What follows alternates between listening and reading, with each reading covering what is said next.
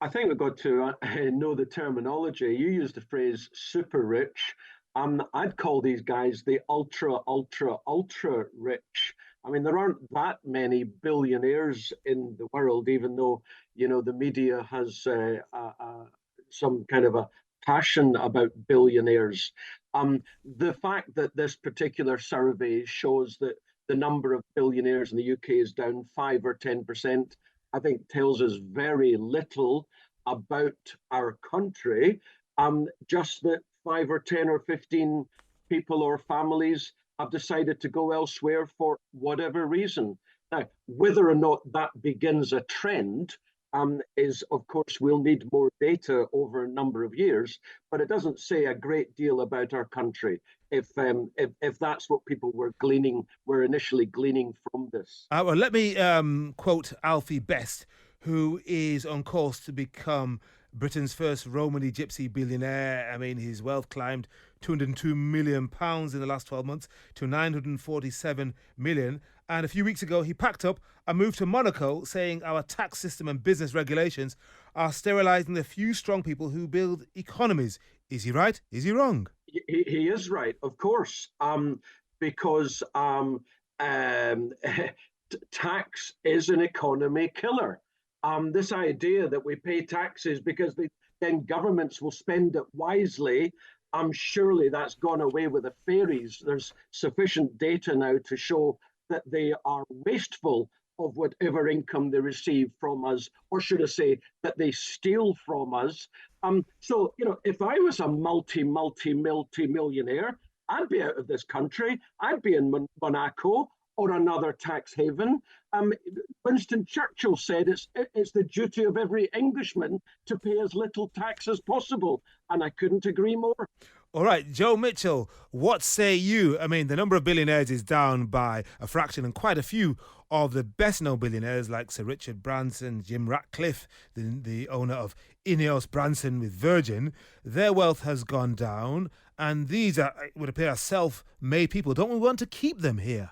Yes, well, there's an interesting point in the question, the way you asked it, which was saying, what do we want to keep the wealth creators? Do we want to keep the people who build the economy? And I would argue that the ultra rich, the billionaires, are not the wealth creators. They're not the people who build the economy. If anything, they're people who take money out of the economy and take money out of the pockets of everybody else. So if they're going to Monaco to pick the pockets of people in Monaco, then I'm quite relaxed about that. I had a look at the top 50 on the rich list, and it's mining, it's gambling, it's retail, Mike Ashley, Sports Direct, it's property, it's booze, alcohol.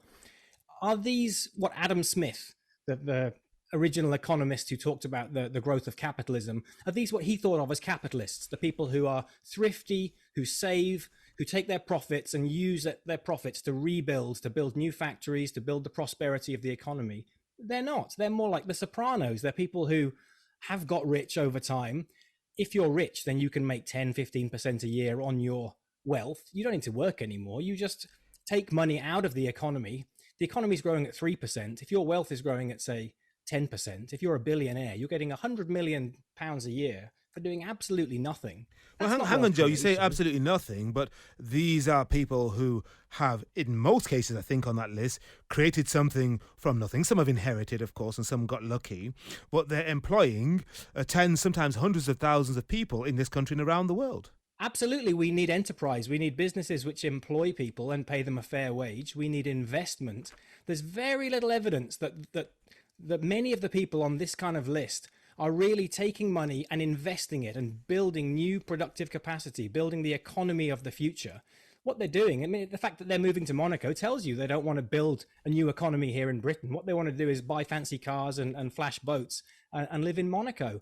And I think the real industries of the future, clean energy, technology, new transport and so on, we don't see that on the list. We see gambling, we see property empires, we see inheritance, we see booze. That's not capitalism in the way we want it. That's not building our future prosperity. It's extracting. So I'm quite relaxed about some of these people going and spending their money elsewhere. So Jonathan, a goodbye, and don't close the door on your way back. So Jonathan, how would you respond to that? Yeah, actually, I don't much disagree with what Joe has said. I think the focus on these mega, ultra rich people is the wrong focus. Because the bulk of wealth over the last few decades has, of course, been built by entrepreneurs. Of course, it has, and job creators, wealth creators. But actually, the majority of folk that became really rich did it in, and indeed Joe mentioned this, in property. And what he didn't mention was banking, investment banking. So, over the last few decades, the big macroeconomic thing that happened, quite simply, and it's not rocket science, was that inflation fell for decades, interest rates fell for decades, so property soared for decades, as everyone knows, and investment banking did incredibly well for decades. Hedge funds did incredibly well for decades. So, let's not focus on 100 people. Let's focus on the hundreds of thousands, the millions even, who made a lot of money in property. And as I say, the hundreds of thousands who made money in investment banking. I wouldn't say that there is actual general wealth creation there.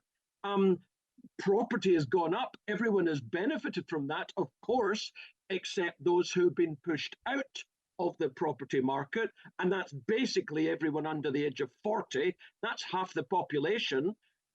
And then, of course, people have made money in property. Most folk, though, can't spend it. You've got to live somewhere, and then you've got long-term care to pay for.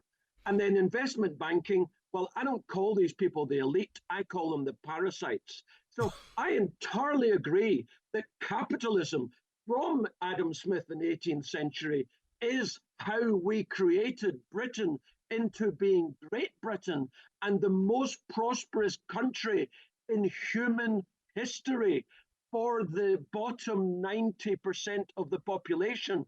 But what we've had in the last few decades has not been capitalism.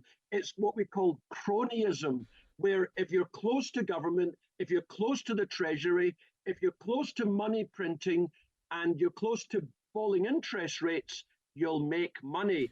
By the way, and this is where it's directly relevant to every one of your listeners, what we've had in the last 4 decades, falling inflation, falling interest rates, shares going up, bonds going up, which means lending to government bonds, and property going up, it's all reversing. Inflation is now rising and will do so for a couple of decades, and interest rates. So good luck to your shares, good luck to your bonds, and good luck to your property. So, Joe, how would you respond to that apocalyptic digest from Jonathan there? Because the last time I checked with the Chancellor, he said the economy is turning round, interest rates are going to be on the way down, inflation has been tamed, it's now at 3% and going down, and people are going to feel more prosperous, maybe not at the Sunday Times rich list level, but things are going to get better. Capitalism can work and will work again. Well, we just heard the obituary of the ultra rich. I mean, if it is the case that we're no longer going to see these double-digit returns on property, on shares, and so on, then that rich list is going to get a lot smaller, or the numbers on it are going to have a lot fewer zeros. But that has no relation to what you just asked about, which is the rest of us, people who have jobs, people who have families, people who have houses, mortgages, bills to pay. Their income and their returns are almost completely unrelated to the returns on wealth. Now, I don't think we are at this turning point where the wealthy stop seeing these double-digit returns, stop seeing their wealth growing. But I also don't think the economy has really turned a corner. We're seeing stagnation. The projections for productivity, which is how much we actually get richer per person on average across the economy, are dismal, and they keep on coming down. But where I really do disagree with your other guest is on this question of taxation. The reason that the rich are getting richer at this terrifying rate is simply because the rules of the game are rigged in their favor. When the economy is growing at 0%, 1%, they can make 10% a year. And the only way they can do that is by taking from everybody else.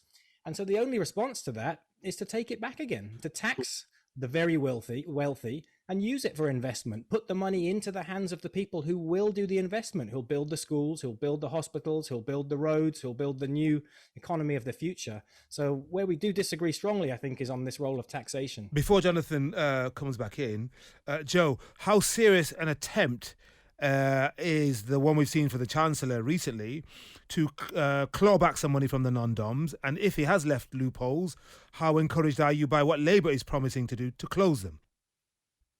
Yes, we have seen some smallish signs on the non-dom thing, but I do think we need something much more significant. We need to say that not wealth exactly, not, you know, if you own £1 million house because you happened to buy it 30 years ago and your income is still relatively low and you just got lucky, then I don't think you should, you know, have to pay a significant proportion of your income. But I do think those who are lucky enough to receive millions of pounds a year without doing any work to get it should see lower incomes, and that those revenues should be diverted, and that will require something, I think, quite a lot more punchy from a government. And I don't see much sign that even a likely incoming Labour government is likely to move in that direction. Certainly not the Conservatives. I mean, they're still talking about cutting taxes, particularly cutting taxes for those at higher incomes who are already seeing their incomes sort of moving off into the distance. So I'm relatively pessimistic at this point of a rebalancing towards those of us who are further down the scale. What would you say, Jonathan? There is, in fact, a concerted effort by politicians right across the Western world to take wealth from the bottom 90%. What I was saying in my diatribe is absolutely directly relevant to Mr. and Mrs. Miggins, who's got pensions, who's got ISAs, who's obviously got property.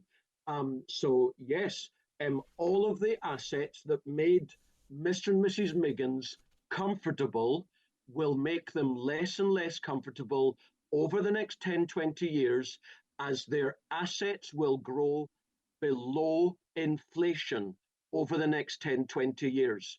And this idea, I've made the comment already, but this idea that we tax people and we give it to the government, and the government and bureaucrats know what's best to do with the money, that is ridiculous.